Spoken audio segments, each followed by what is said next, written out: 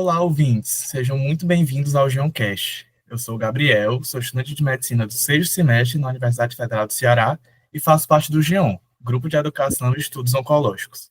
Oi, pessoal. Me chamo Eduardo, estou no quarto semestre de medicina na UFC e também sou integrante do G1. Hoje, nós iremos conversar um pouco sobre mieloma múltiplo e, para tratar do assunto, nós convidamos o Dr. Sérgio Parente. Agora, antes de começar, vamos só conhecer um pouco mais sobre quem é o nosso convidado. O Dr. Sérgio Parente é graduado em Medicina pela Universidade Federal do Ceará e concluiu as residências em Clínica Médica e Hematologia e Hemoterapia pelo Hospital das Clínicas da Faculdade de Medicina de Ribeirão Preto, em São Paulo. Hoje, ele atua como hematologista com ambulatório de mieloma múltiplo no Hospital Walter Cantídio e atua também na Clínica Oncofor e no Hemose. Seja muito bem-vindo, doutor. Muito obrigado pelo convite, pessoal. Espero poder contribuir com vocês nessa tarde de hoje.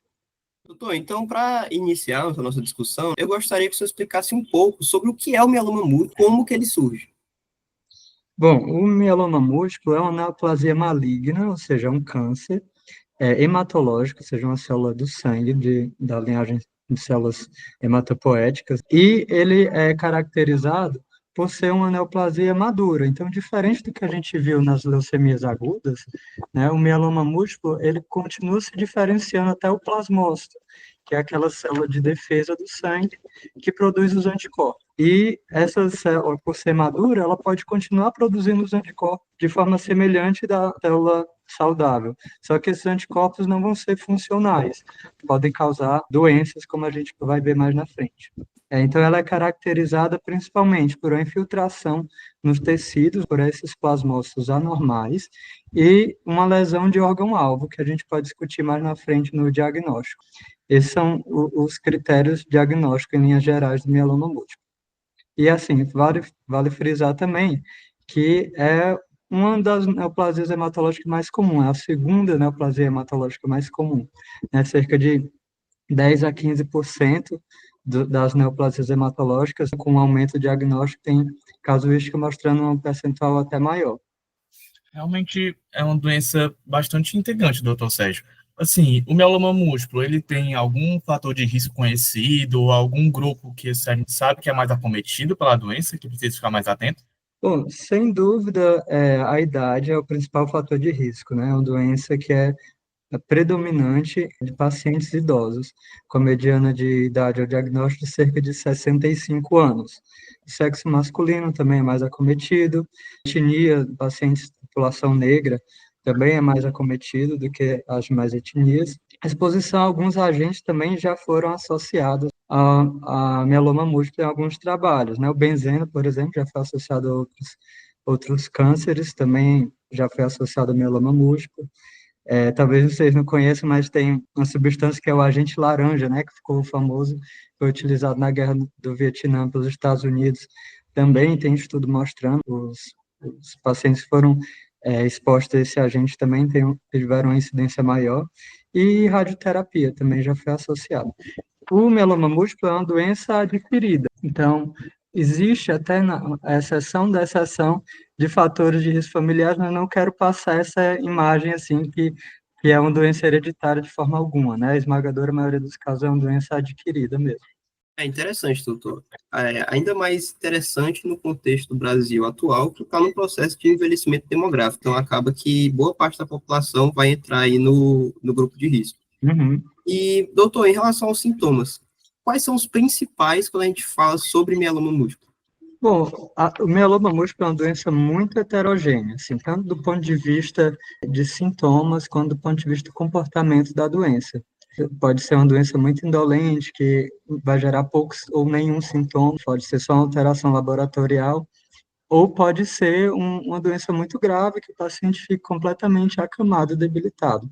Então, os sintomas, a gente pode elencar alguns que são decorrentes das lesões de órgão-alvo causadas por esses plasmócitos anormais. Então, a gente tem a anemia, que pode causar fadiga, palpitações, né, tonturas. A gente tem o acometimento ósseo, doença óssea, que pode causar dor óssea, que é muito comum na população mais idosa, mas nesse caso é uma dor óssea persistente, que chama a atenção, né? O médico tem que ficar atento à situação, especialmente se estiver associada à anemia. E também esse acometimento ósseo vai levar a fraturas patológicas. Então, já vi casos, né, de paciente que teve fratura quando passou numa lombada, ou num buraco dentro do carro, entendeu? Isso não é normal. A pessoa tem uma fratura de vértebra quando isso acontece. Então, é uma fratura patológica precisa ser investigada. E também nós temos, por exemplo, pode acontecer que algum plasmocitoma, que é a proliferação desses plasmócitos fora da medula óssea, pode causar uma tumoração visível. Já vi pacientes com uma tumoração no olho, na mandíbula, ou até mesmo sintoma de compressão medular, esse plasmocitoma comprimindo a medula óssea. Essa doença também pode causar hipercalcemia, que é o cálcio muito elevado no sangue, que tem diversas manifestações, desde redução do nível de consciência, constipação, disfunção renal, que inclusive é outro achado comum. Cerca de 40% dos pacientes vão ter disfunção renal ao diagnóstico, seja por hipercalcemia, seja pela nefropatia do cilindro, né, que seria essa proteína produzida pelo plasmócito anormal, entope o rim, de forma bem simplificada.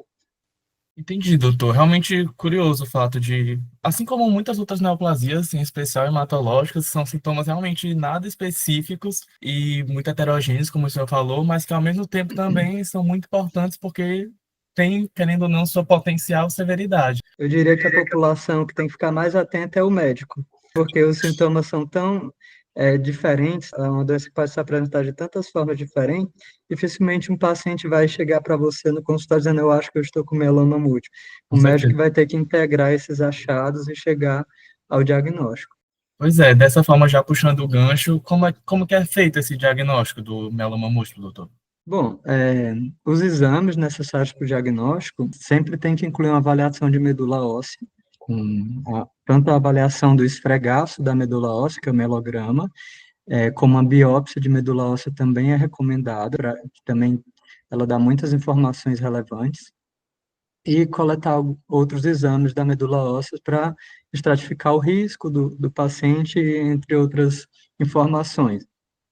Também é necessário realizar exames de imagem, e alguns outros exames de sangue, né, para avaliar essa proteína anômala que o paciente está produzindo. E esses são os exames que são essenciais, mas ao diagnóstico, para programar o tratamento, pode ser necessário fazer muitos outros exames, como avaliação cardiológica, avaliação para o transplante de medula, que pode incluir testes respiratórios, e existe uma condição que pode estar associada a mieloma múltiplo, que é a amiloidose, né, que então, pode precisar de biópsia de outros sítios também, como exemplo, da gordura abdominal, para pesquisar essa outra condição que pode estar associada ao mieloma múltiplo.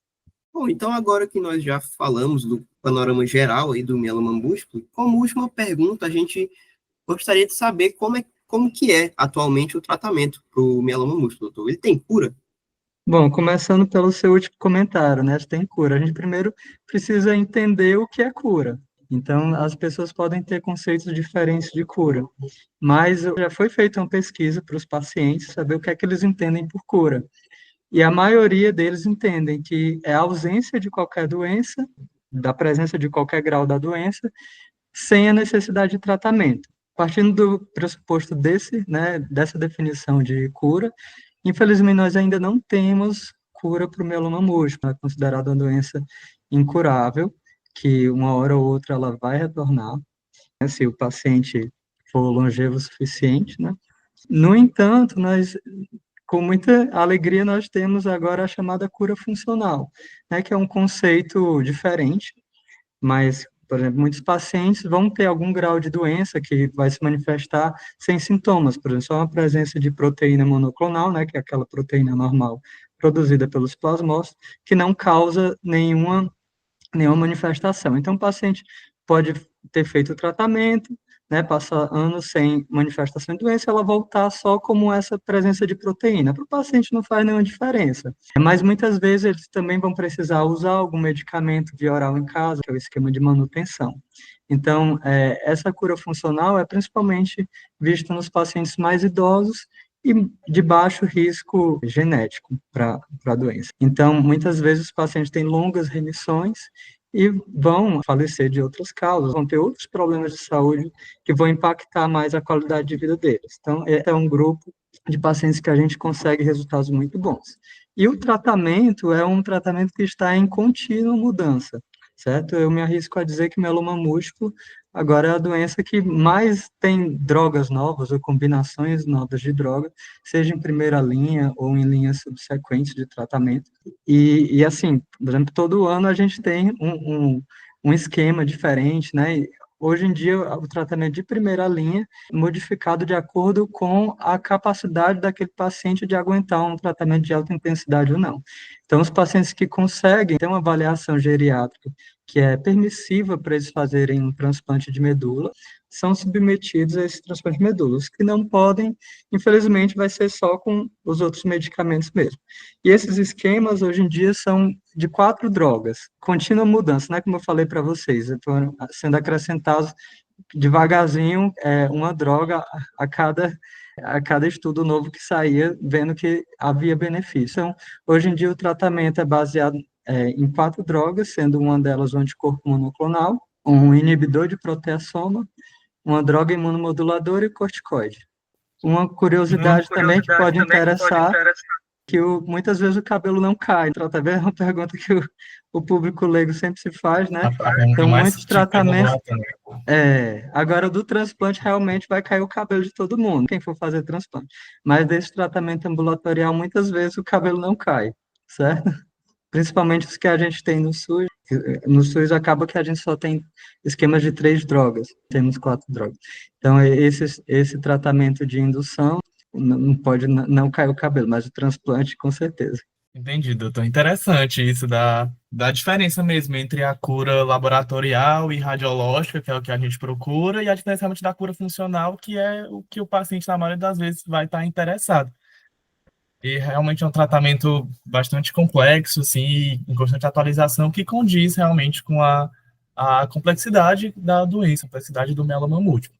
Esse foi um dos principais motivos que fez a gente se interessar pelo tema e querer realmente gravar esse episódio com o senhor. Muito obrigado.